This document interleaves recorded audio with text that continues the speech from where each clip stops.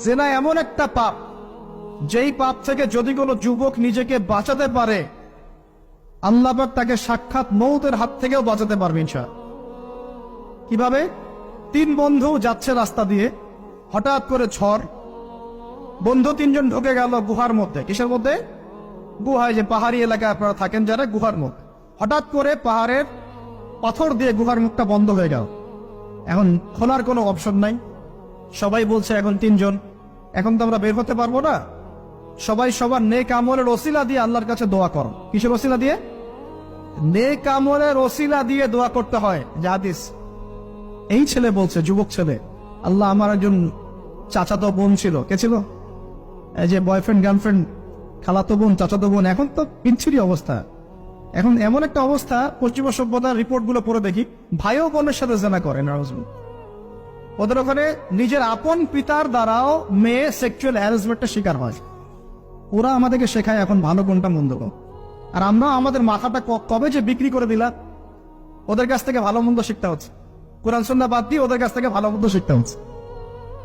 তো চাচাতো বোনকে সে খুব ভালোবাসতো, তাকে সে পেতে চাইতো, মানে তার সাথে সেক্সুয়াল সম্পর্ক করতে চাই, সোজা কথা বল।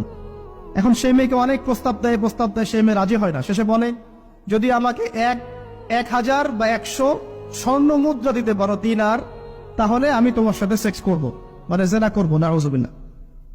তো সেই ছেলে অনেক কষ্ট করে এই টাকাগুলো বা এই দিনারগুলো অর্জন করে, কামাই করে, দিনরাত পরিশ্রম করে, ঠিক আপনারা যেমন করছে না।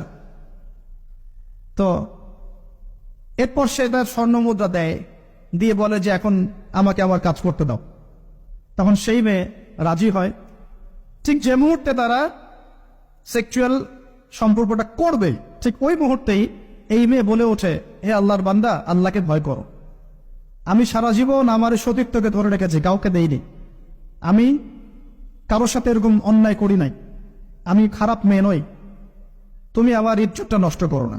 কে বলছে কথা? মেয়ে। ওই অবস্থা থেকে কি একটা ছেলের উঠে আসা সম্ভব? এটা কি এতটাই সহজ? এটা কিন্তু সহজ না।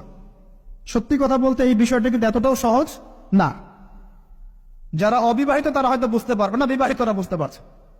তো ওই অবস্থা থেকে সেই টাকাগুলো না নিয়ে সেই স্বর্ণ মুদ্রা মেয়েকে দিয়ে ওখান থেকে সেই ছেলে উঠে আসে আল্লাহর ভয়ে। সে এখন গুহার মধ্যে আটকা পড়েছে, আল্লাহকে বলছে, আল্লাহ, ওই দিন ওই কাজ যদি তোমার সন্তুষ্টির জন্য করে থাকি, আজকে আমাকে মৃত্যুর হাত থেকে বাঁচাও। সমস্ত পাথর তপ করে সরে গেল বন থেকে। এটা কিন্তু কোনো গাল গল্প না, এটা বনু ইসরায়েলের ঘটনা, সত্য ঘটনা। এই হাদিস থেকে আমি আপনাকে দলিল দিচ্ছি যে যদি জেনার মতো পাপ থেকে আপনি আমি সরে আসতে